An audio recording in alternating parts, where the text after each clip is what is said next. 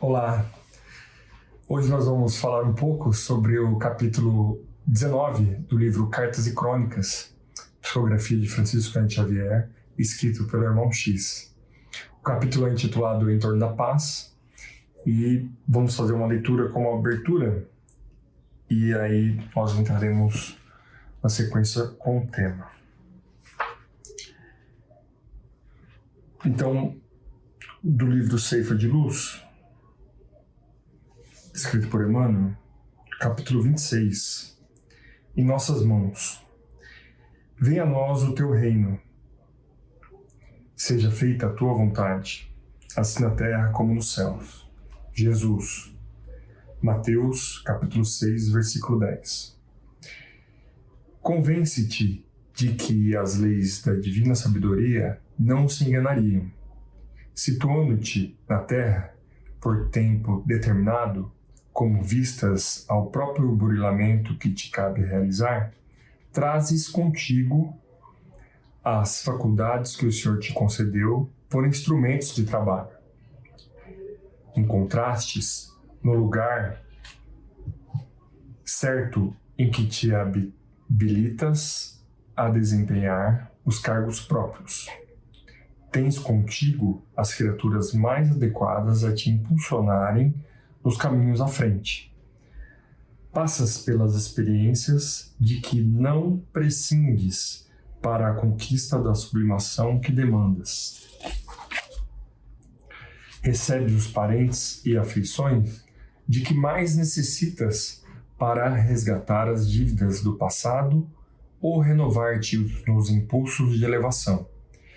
Vives na condição certa na qual te compete efetuar as melhores aquisições do espírito. Sofres lutas compatíveis com as tuas necessidades de conhecimento superior. Vários acontecimentos dos quais não se te faz possível a desejada liberação, a fim de que adquiras autocontrole. Atravessas circunstâncias, por vezes difíceis, de modo a conheceres o sabor da vitória sobre ti mesmo.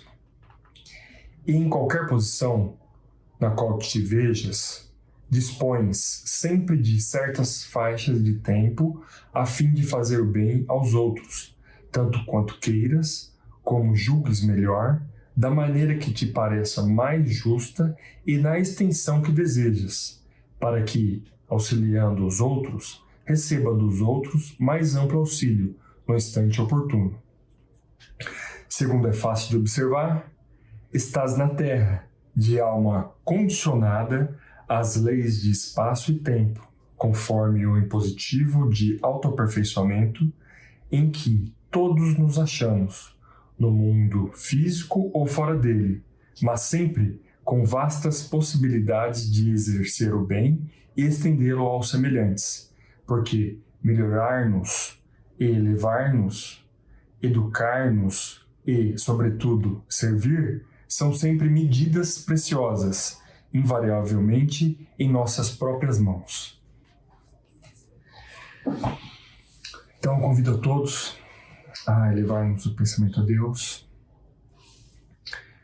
nesse momento, agradecendo ao Mestre Jesus, nosso irmão, companheiro de todas as horas, por nos possibilitar essa maravilhosa oportunidade de estarmos tratando sobre assuntos que renovam o nosso ser imortal e que traz à luz a todos aqueles que buscam por esse novo entendimento, pela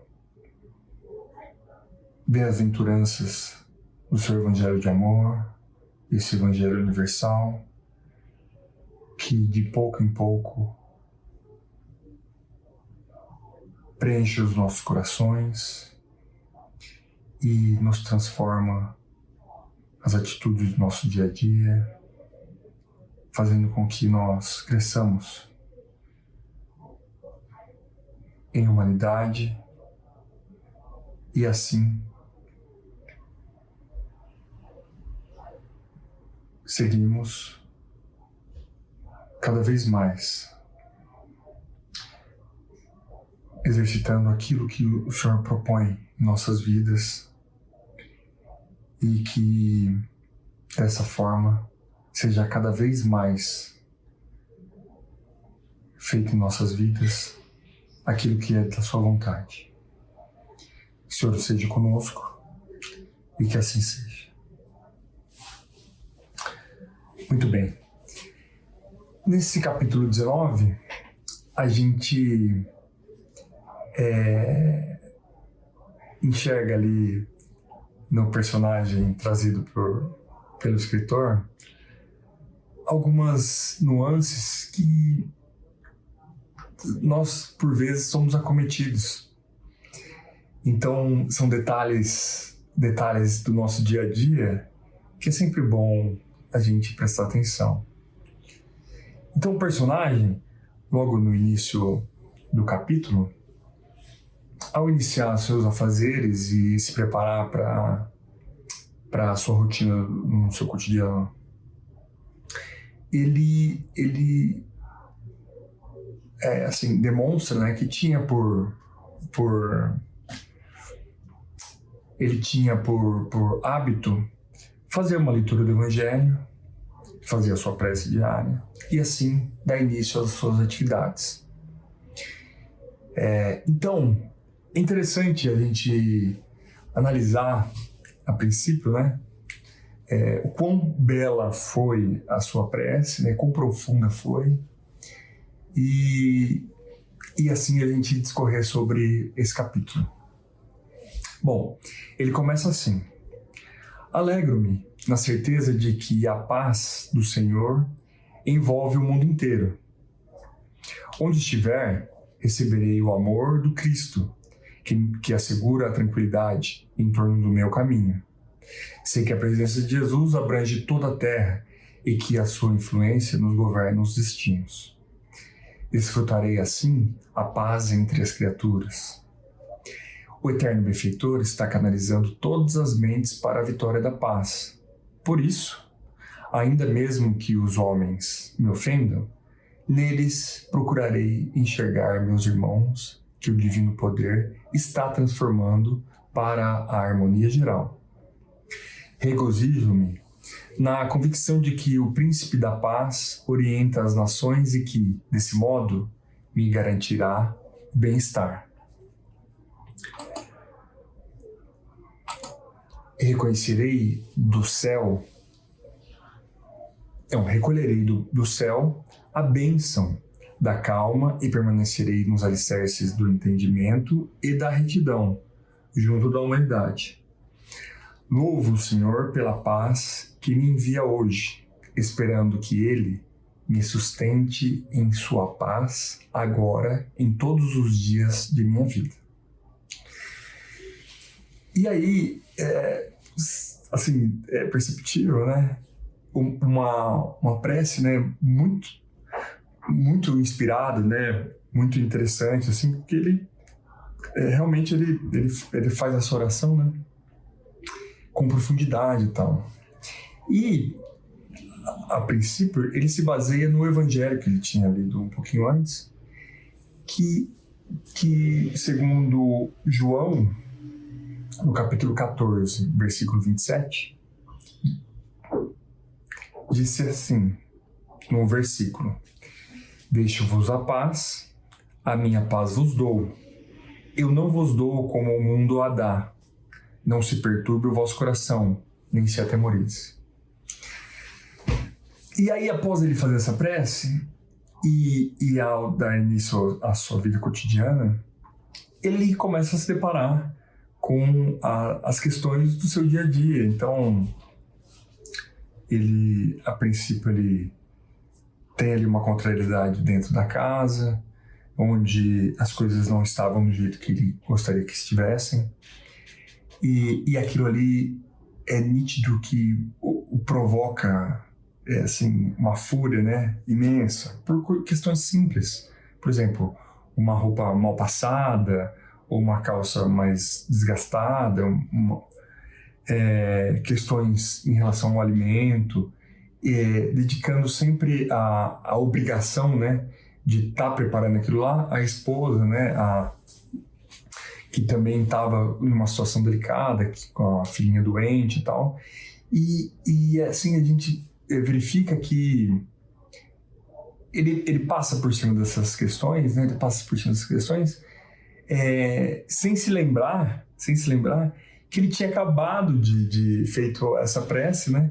Para que ele realmente, assim, ao se deparar com as adversidades, ele estivesse preparado. Mas a gente percebe que ele não estava preparado intimamente, sentimentalmente. Então, e ali continua, né, a ocorrer outras situações com ele, que ele se desgasta, assim, a ponto de não conseguir trabalhar aquelas questões no momento ali, e trata elas com uma situação, assim, de revolta, né, de tipo assim, cada um com seus problemas, né, ou em relação à esposa, você teria que ter me atendido dessa forma, né, com uma exigência, né, que é contrária àquilo que ele tinha esposado em sua prece, né, e tinha dedicado para o seu dia, né.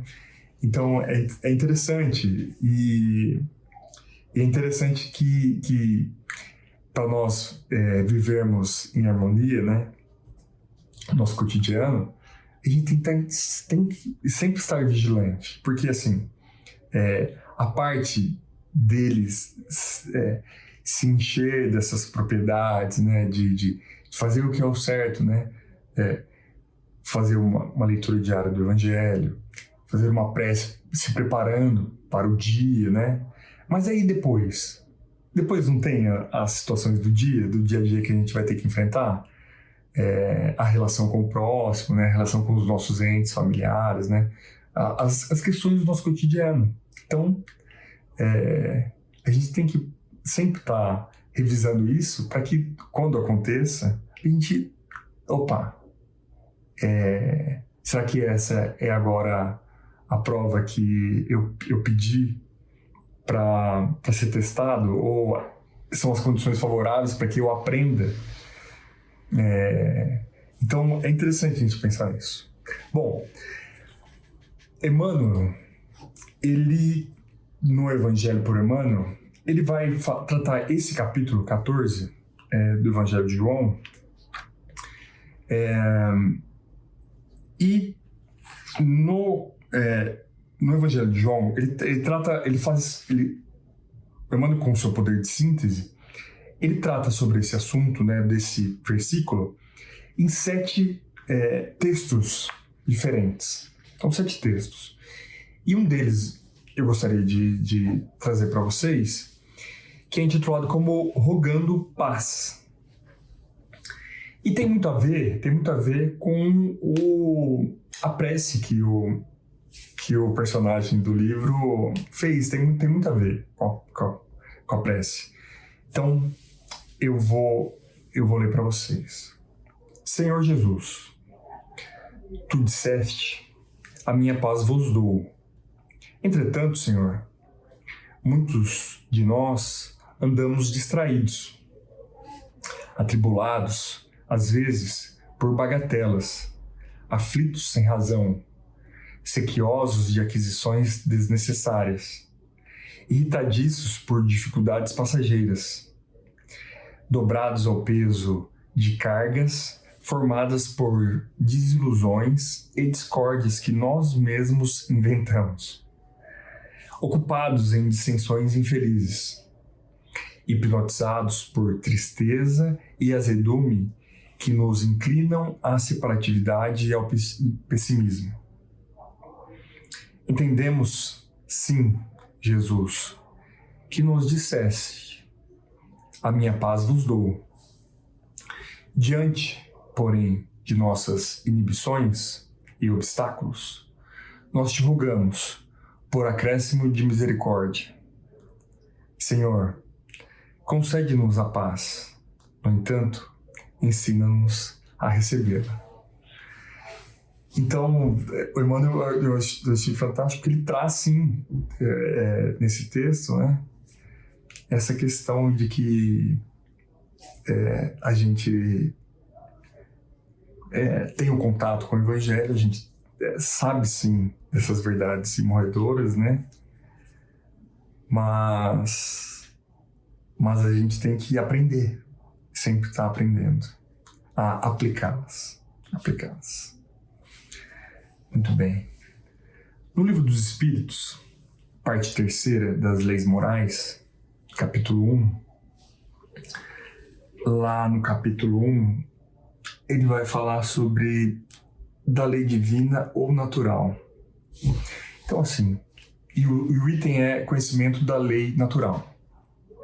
Na questão 629, onde os espíritos vão tratar sobre o bem e o mal, Kardec pergunta: que definição se pode dar da moral? E os espíritos respondem: a moral é regra de bem proceder, isto é, de distinguir o bem do mal. Funda-se na observância da lei de Deus. O homem procede bem quando tudo faz pelo bem de todos, porque então cumpre a lei de Deus. Então, no capítulo, a gente, no finzinho do capítulo, o personagem, ele se dá conta, no final do dia, ele se dá conta de que ele tinha passado pelas situações e que não tinha tratado as situações com devido zelo, né? Como ele deveria ter tratado. E aí a consciência dele repassa, né, as situações em que ele viveu e ele se sente provocado, né, por que, né, eu lidei dessa forma? Por que eu lidei dessa forma? Então ele se sente assim. Ele se sente triste, né? Por a consciência dele o acusar, né? De que ele deveria ter tratado diferente. Então, na sequência, o Livro dos Espíritos traz a 630. Como se podia distinguir o bem do mal? O bem é tudo que é conforme a lei de Deus. O mal, tudo que ele é contrário. Assim, fazer o bem é proceder de acordo com a lei de Deus.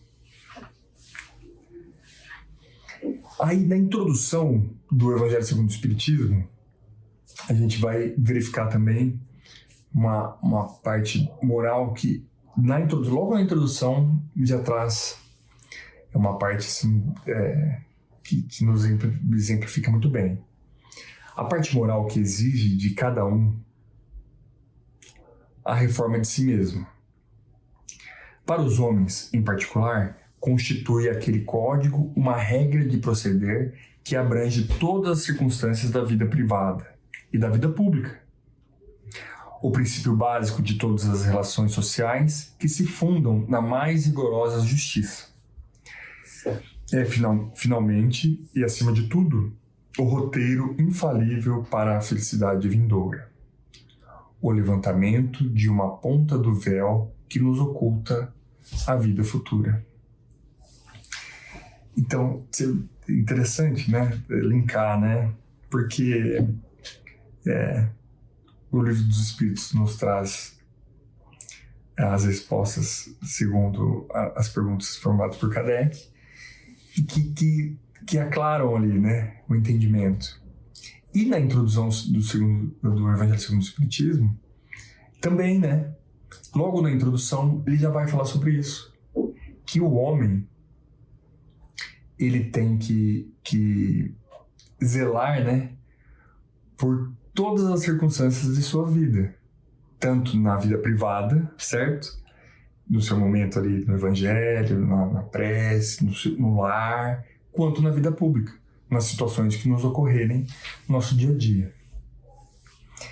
E aí, É interessante a gente relembrar também que no capítulo 17 do Evangelho segundo o Espiritismo, onde traz lá Sede Perfeitos, algumas boas lembranças, né? Sobre o homem de bem. Então, o homem de bem, o que é o homem de bem? O homem de bem o verdadeiro homem de bem é o que cumpre a lei de justiça, de amor e de caridade, na sua maior pureza. Se lhe interroga a consciência sobre seus próprios atos, a si mesmo perguntará se violou essa lei, se não praticou o mal, se fez todo o bem que podia, se desprezou voluntariamente alguma ocasião de ser útil, se ninguém tem qualquer queixa dele, enfim, se fez a outrem tudo o que desejara lhe fizessem. Deposita fé em Deus, na sua bondade, na sua justiça e na sua sabedoria.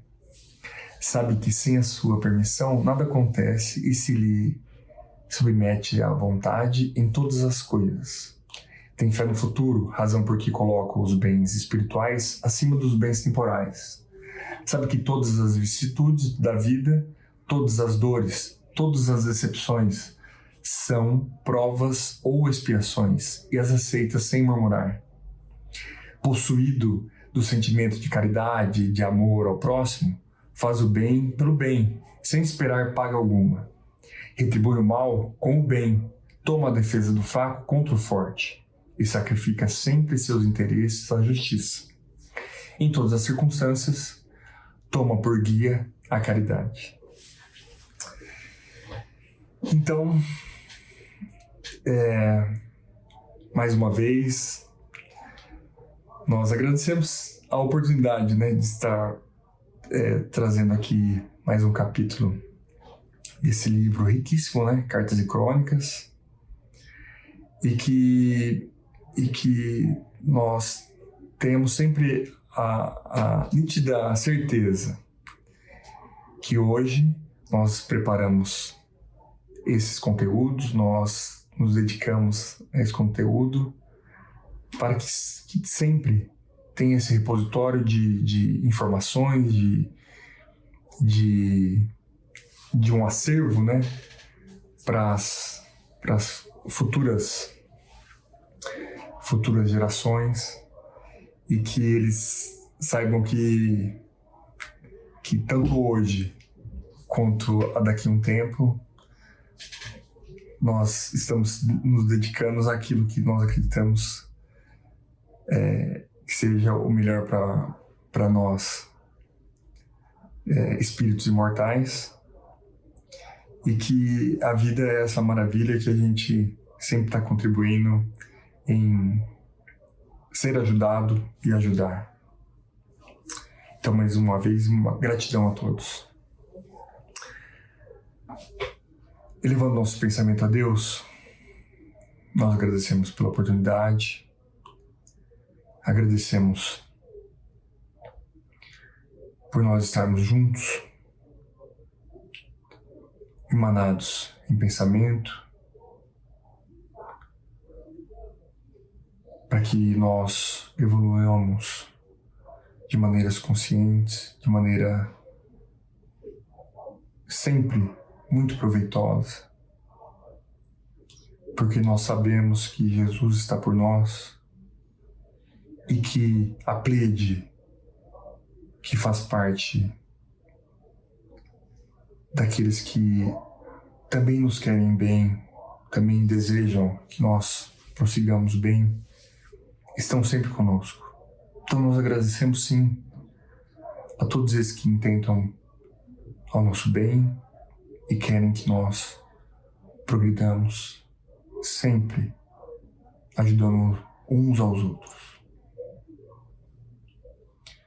Então, Senhor Jesus, nós possamos passar por esse momento confiantes no seu amor, confiantes no seu carinho, que nós possamos estender a todos o bem que nós sentimos agora, estar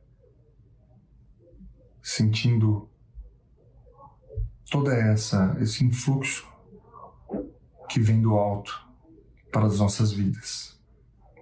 Abençoe a cada família, abençoe a cada lar que assiste a esse vídeo e que nós sempre estejamos juntos em novas oportunidades.